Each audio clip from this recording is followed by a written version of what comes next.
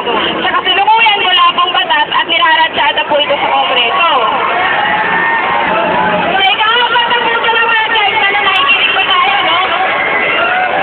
Ayan po, nag-alagasan po at pasukan na po tayo.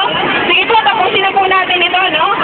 Para po sa ikalimang punto, ang K-12 program po ay isang paraan upang bawasan ang mga subjects na nagde-develop ng critical na pagsusuri o makabayang pagsusuri. Ito po yung mga batayan natin kung bakit tinututunan po natin ang pagpapatupad ng K-12. Ngayon, ano po ang magagawa natin? Huwag po natin isipin na wala tayong magagawa. Kahit tayo high school pa lamang, marami po tayong magagawa. Wala pong imposible sa sama-samang pagdinos. Ang ginagawa po ng gobyerno ito ay lumilika po sanang lipunan ng mga mangmang. Ibig sabihin po ito, okay lang sa kanila na hindi tayo tumuntong sa kolehiyo.